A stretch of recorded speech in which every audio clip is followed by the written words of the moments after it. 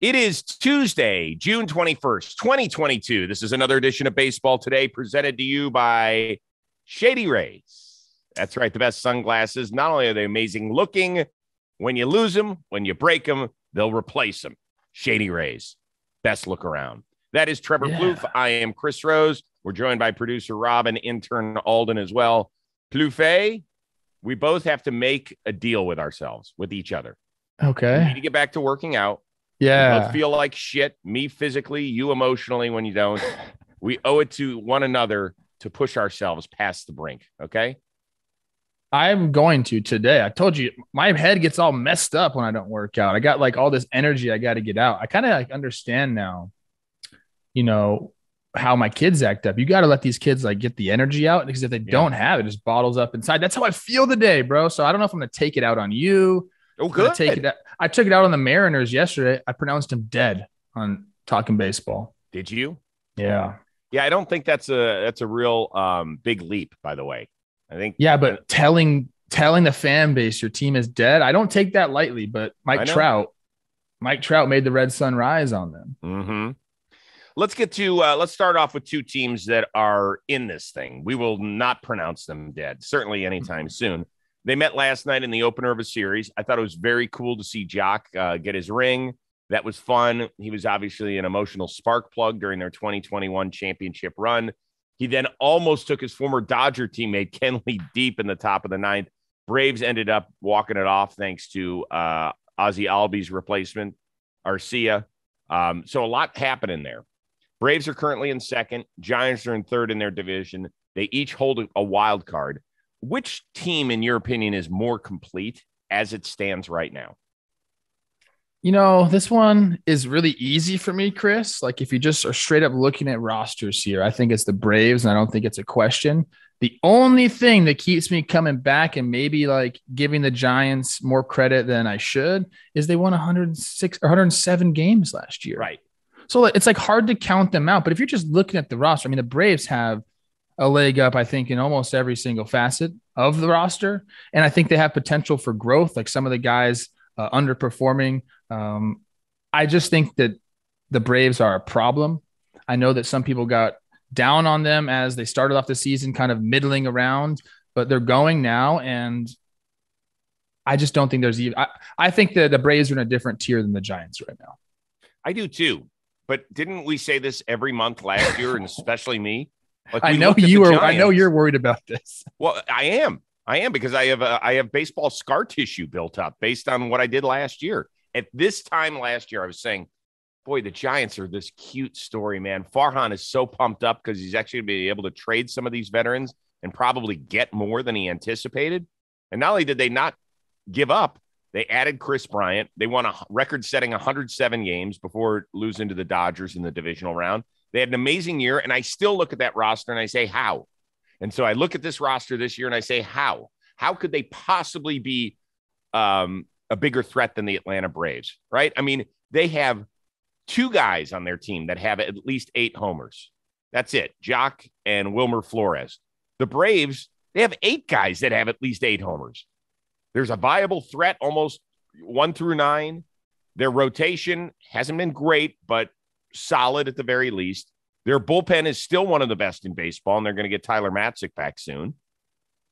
I look at it, I say, where are the Giants better? I think you can. I agree. Maybe the starting pitcher up until this point, the starting pitching up until this point, you could say that they're close, right? Because you got a couple of real high end starters there in San Francisco and Webb and Rodon right now. Yep. But I agree. That's why I'm so hesitant to just say, yeah, the Braves, no problem, because of what the Giants did last year. You have to, you have to think about that. But I mean, I think any casual baseball fan or anyone that's kind of just following the league, if you look at the rosters, it's definitely the Braves. And so what all that means is that San Francisco will finish with like 93 wins and Atlanta will have 91. And again, probably we'll look like dummies at the end of the year. By the way, good news for San Francisco. Dave Sclafani gets back into their rotation tonight. I know he's been banged up a lot. When he has been out there, he hasn't pitched great, but it's another arm for them. Going against Spencer Strider, who is one of the most intriguing young pitchers we've got out there. I think the Giants are fine with everyone writing them off too. Like, I think they're okay with it. They're not going to be mad at us for saying this. So that makes it even easier for me. That's their MO. In fact, I'm going to go check out a game up there in the Bay Area this coming weekend against the Cincinnati Reds. Yeah, I'm looking forward to it. All right, let's move on to the story of Monday night. I bitched and moaned when the Pirates did not let Oneil Cruz break camp with them. And then everybody was sending me his stats 3 weeks into the year where he was hitting like 208 down in the minors. Well, they finally promoted him yesterday, and boy, did he shine. 2 for 5, 4 ribs in his 2022 debut as the Pirates thumped the Cubs.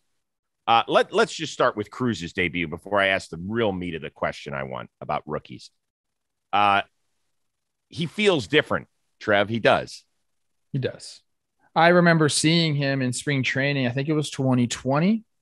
And you see this guy. He looks different on the field. Very tall. He's 6'7", 220. That 220 looks pretty skinny on a 6'7" dude. At least when I saw him, that's what I thought. I was like, this. He looks like a basketball player, like his body. And he was out there at shortstop. I was like, there's no way this is going to work. There's no way this is going to work. You don't see tall shortstops very often. I know like there's been some, but like for the most part, a guy that tall playing shortstop I couldn't fathom it. But then you start to see some of his actions and you start to see some of these highlights last year, this year in the minor leagues. Chris, this guy hits the shit out of the ball. Right. His swing is good. He looks smooth out there. And then last night, that throw he had across the diamond. Amazing. I was going to tweet out about it. That slow backhand play is probably the most difficult ground ball a shortstop can have. You don't have, the time to plant and really get going and throw the guy out because of the way the ball is hit. You really have to get your body moving towards first base. And for a tall guy to do that, he did it perfectly. And then he leveraged that thing. He's got those long arms, got right on top of that ball. And that throw was so crisp. I think it was like almost 96 miles an hour across the diamond. 97 almost. 97. And the fingers came off just at the right time. And it was a missile there. It looks real. And for me to see that, and I think anybody to see that, and a guy that tall, it's crazy. But yeah, I'm excited to watch this guy play. I love every bit of it. It's a little bit, you talk about he's got a basketball body. It would be like if you just watch the NBA Finals, taking Jaylen Brown of the Boston Celtics and putting him at shortstop. It's basically the same dimensions of the kid. Brown's listed at like 6'6", 223. That's essentially what Oneil Cruz is. So if you ever want to see a guy wearing a Boston Celtics jersey in between second and third, here's what you got. This is it right here for you. So he had not only the hardest throw of any infielder this year at basically 97 miles an hour, he also had the hardest hit ball by any Pirate this season at 113 miles an hour exit velo. He had the 3 fastest sprint speeds of any Pirate this year. The dude has played one game and he's already turned the organization upside down on its head. And this is what I said in spring training. I said, Pirates, you're going to suck. If he takes his lumps up here, so be it. You need to give the fan base a reason to go buy jerseys right now. And they did that with the extension to Ke'Bryan Hayes. That's nice. But the energy level between an Oneil Cruz and a Ke'Bryan Hayes is like a mountain and a molehill. And that's not a shot at Ke'Bryan Hayes. It's just when this kid enters the arena, physically you look at him and you say, I've never seen that at shortstop. And then the energy and the smile and the look and the feel and the skill set and everything. If I'm a Pirates fan, I'm just saying, fuck it. Get rid of all our veterans. We're starting over. And if we get back in this thing, it's going to be because of these kids. Don't do that because not all the young kids are going to look like Oneil Cruz out there. Okay. They're not all going to be that good. Okay. So we need some veterans. We need some veterans there. Okay. I think Oneil Cruz being there might open Ke'Bryan Hayes up a little bit. I think there might be some sort of like explosion, some chemistry explosion there, Chris. I really do. Yeah. He looks great. And I don't know. We were waiting for them to do something. We were mad that it didn't get brought up at the beginning of the year. And then you see the highlights. He had a ball 120 miles per hour in the minor leagues this year, Chris. Jesus. It was a line drive up the middle, I believe. I saw the highlight. Yeah. And you're like, oh, that could be a faulty reading or something. But watch the way the ball skips off the outfield grass and the center fielder's like, holy shit. Yeah. 120. I know. I'm with you. With all that being said, over the last few days, we've seen Riley Greene make his major league debut. CJ Abrams brought back up by the Padres. Jeter Downs is up now with the Red Sox. He was a big piece in the Mookie Betts deal from the Dodgers. If there's one guy that came up within the last week that you want to keep your eyes on the rest of the season, who is it? I think it's between two guys, Oneil Cruz and Riley Greene. I've seen Jeter, and I'm curious as to how and why he's up right now. It's really struggled in AAA this year. I know they had to bring the pitching roster down a little bit, right. So he's kind of there as a utility piece. My friend Will Middlebrooks tweeted out that maybe they're going to bring him up to showcase him, like to see if he can play at the major league level and maybe trade him, something like that. He's pretty tuned in with the Red Sox, so there's a possibility there. But I like Riley Greene and what he's done. Very athletic. I think I was very excited to see him start the year. Then he got injured. But it'll be between Riley Greene and Oneil Cruz for sure. Yeah. I mean, we've just talked about We've already seen CJ Abrams too. Yeah. And, listen, he's going to have a shot with Tatis and Machado down, although it sounds like Machado is already healing quickly, which is good news for Padres fans out there. I'm wearing an orange Old English D Tigers lid because I am a huge Riley Greene fan. He made his debut this past weekend, reached base 4 times in his major league debut, and his first knock. It's one thing to see the family and the friends excited. To watch what the dugout did as a response, that means that they're all paying attention. I mean, look at this. It's okay. Awesome. It's one thing, a lot of you guys, when a kid comes up and he's a highly touted rookie, you're like, all right, cool. The whole dugout erupted. They all know how important this kid is to their future. Like, we had fun when Spencer Torkelson got the mitt from Miguel Cabrera, passing of the torch. You're going to be the first baseman. And it has been the struggle bus for him for almost 3 months now. Riley Greene is a different beast out there. This kid is something special. There's a great article on him in The Athletic that I read recently. And there's a guy named Jared Goodwin who basically he's like the amateur baseball dude in the state of Florida. And when Riley Greene was 11, he's a left-handed shortstop. 11? When he was 11, left-handed shortstop. And so this guy, Jared Goodwin, walks out to him and he's like, you're left-handed. And he's like, I'm the best player here. It doesn't matter if I'm left-handed or right-handed. I didn't catch that. He was playing shortstop as a lefty. Yeah, as a lefty. As a lefty at 11, okay? Okay. And so he goes, he takes 5 swings, and Goodwin's like, you can play wherever you want. Yeah, you're the best kid around here.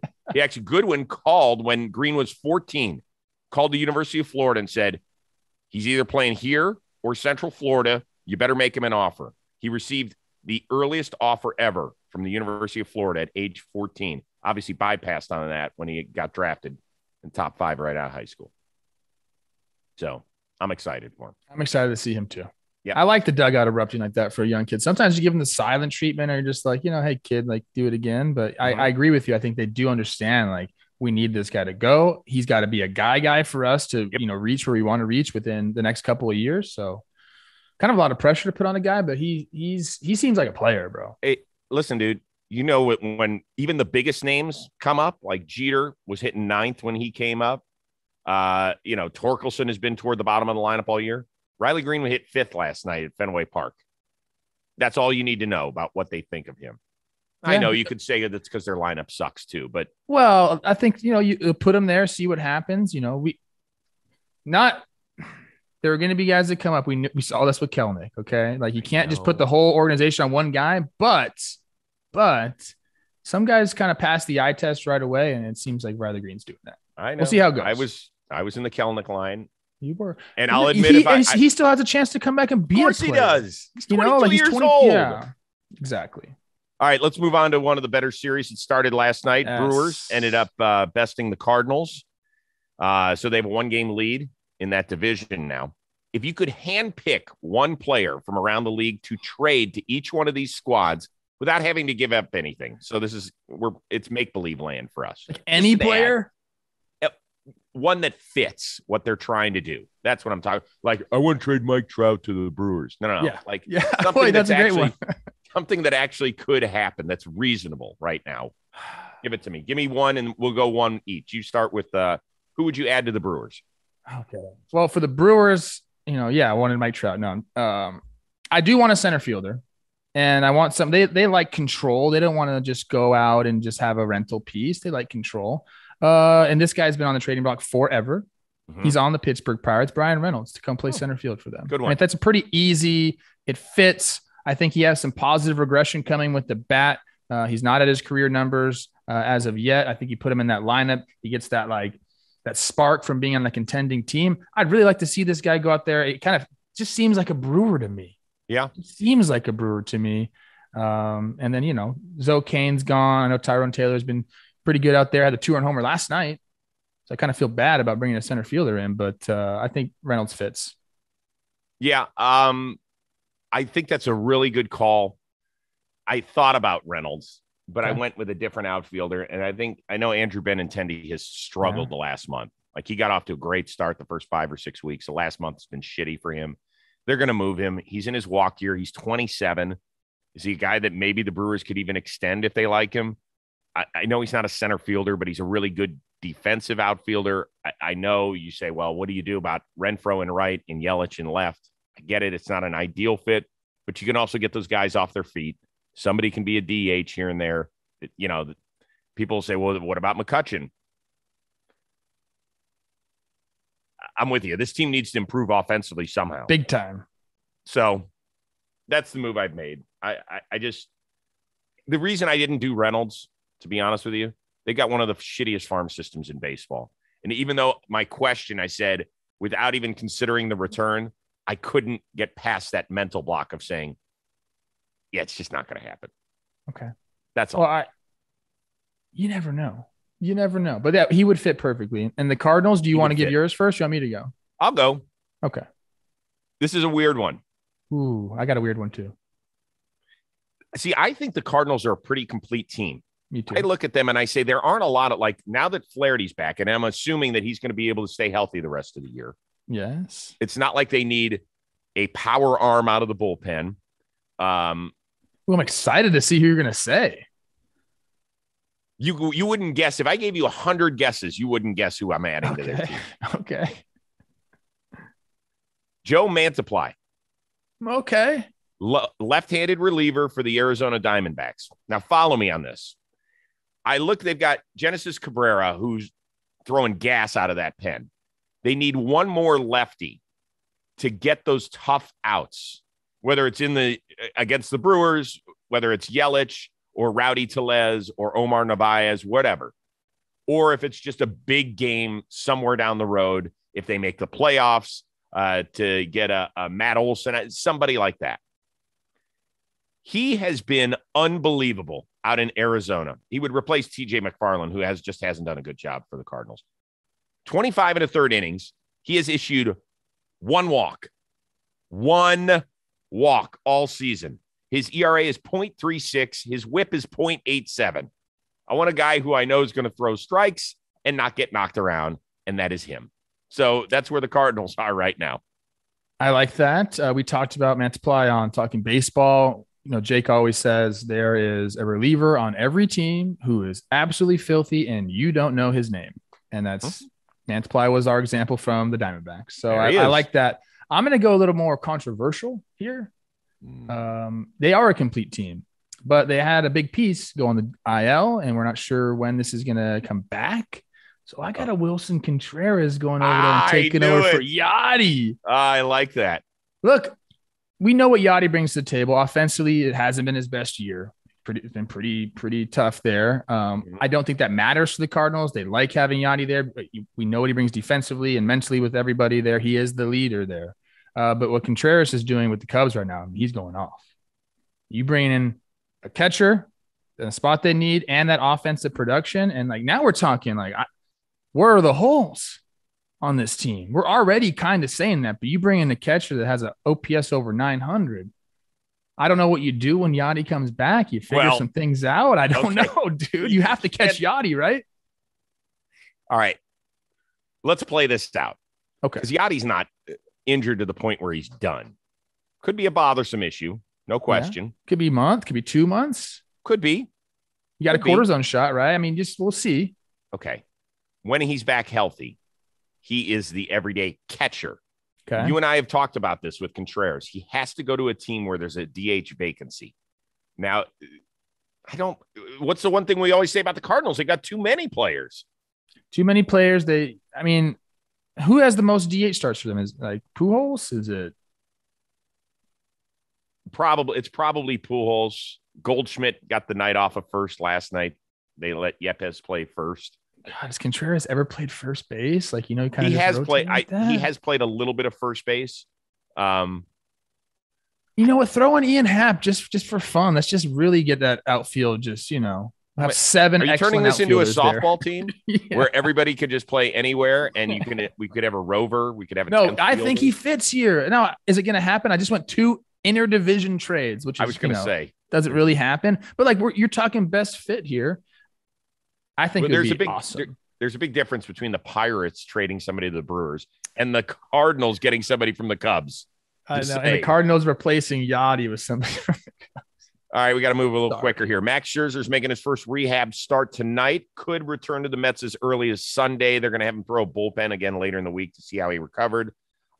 This news coming on the day now that the Mets will start a really fun series down in Houston. Which of those 2 teams right now has a better shot at making the World Series? Look, I love the Mets. I love their roster. I love everything about them. Bring back DeGrom. Bring back Scherzer. Bring back Tyler. All these guys. Until the Astros aren't winning or going to the ALCS every single year, you got to pick the Astros. They have a chance to be in the World Series. The last 5 years they've been in the ALCS, right? Mm-hmm. Yep. How can you pick against this team? First of all, it's not like they're like so far behind as far as like roster and what they can do on a baseball field. This is an elite team. So like you already have that going, and then the experience, and like these guys have all played together. Now the Mets chemistry looks great, but these guys were kind of all thrown together. Push comes to shove, these Astros know exactly like who to tug on, who to give a pat on the butt, all that stuff. Like the chemistry is great there. And like I said, until they're not in the ALCS, I mean, they're the favorite to go to the World Series from any team. That's the bottom line. Open air concept. That's what they do in Houston. Even though windows never closed. Even though I said that the Mets would be in the World Series and they would not be playing the Astros, I still agree with you. And the fact that the Astros would have to go through the Yankees, who had, as of June 21st, look unbeatable. But we're talking about 4 months from playing them in the ALCS right now. So I don't know what each roster is going to look like. I don't know what they're going to be like health-wise. And I'm not going to bet against the Astros. They just have too many guys that have done it. They're so solid, dude. They're so solid. But give credit to the Mets. They've overcome a ton of injuries. God, yes. And they've just looked great. And I even gave them the gritty title, which like a team with that payroll and those superstars and how much money they're getting usually doesn't get the gritty title from me. But like they're full of grit. Did you do the gritty while you were giving out the gritty title? No. I saw someone this weekend do the gritty. It looked ridiculous because he didn't know how to do it. I don't know how to do it, so I don't want to look ridiculous. You know what? I got Justin Jefferson on speed dial. You want it? It's good. I think I did it. Well, yeah, you did it while sitting. If we were to, I don't even know what the odds. I haven't checked the odds because I'm not allowed to. Best odds of reaching the World Series. It probably goes Yankees, Dodgers, Mets, Astros. That's probably what it goes. Want me to look it up? Sure. Okay. You have it bookmarked? No. Go next question. All right. Yeah. Well, yeah, you can give that to us in a bit. Amazing video on social media last night. Minor league ballpark. They have the mascots running against the kids on the warning track. Was this in the Omaha or was this, it was a College World Series. Yeah, that's what it was. Thank you, Alden. And the bull mascot just thumps the kid who falls down. Mean bull, mean mascot, or that's what you get when you run with the bulls, you get the horns. Mean mascot. I didn't like this at all. Like I was prepared to laugh at this video, but that kid got hurt, dude. And I just like think about my son being that kid and I would want to go fight the bull, I guess. Eddie's tough though.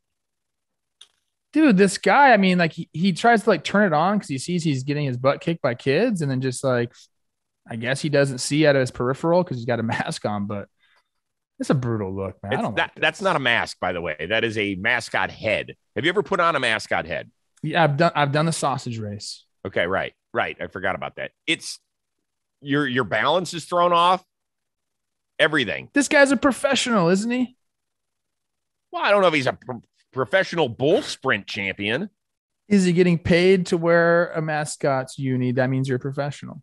I mean, is he part of the Mascots Union Association? Is that what you're getting at? What's the matter? A bird just flew into my window. He's okay. I saw him fly away. You sure?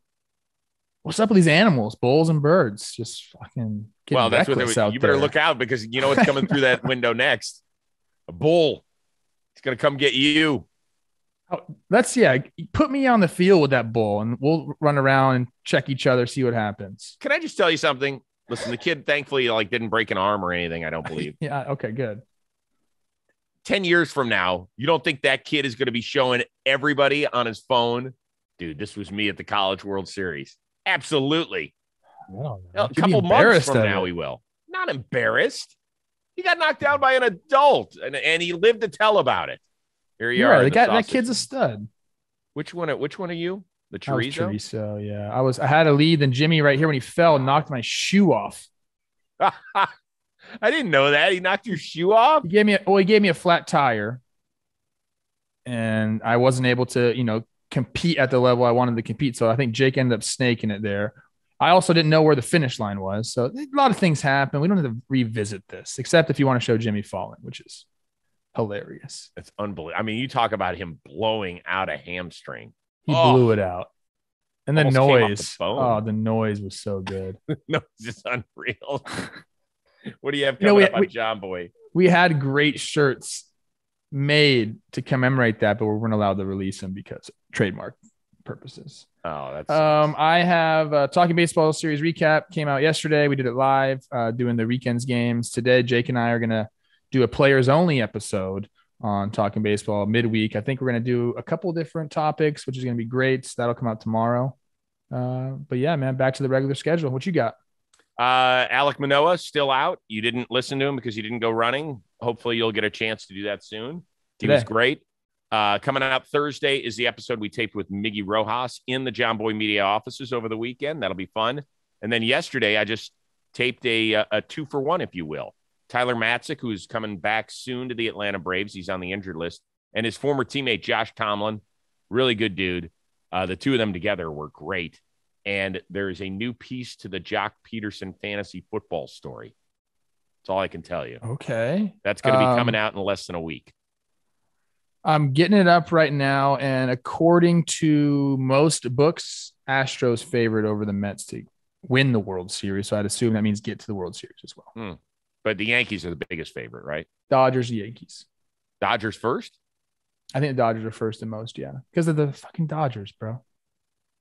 How long have we been saying that? I know we got to get out of here, but how long have we been saying that? It's the Dodgers. Yeah. 10 years? No, because at the beginning of their run, I think there were other 8 teams. years? It's probably been 7 or 8 years now. Yeah. It's pretty good. Them and the Astros. Yep. Pretty special. Speaking of special, shout out to our producer extraordinaire, Robbie Scirocco, our summer intern, Alden Stone, for helping out as always. That is T. Plouffe. I'm Chris Rose. We will see you Wednesday on Baseball Today, presented to you by Shady Rays.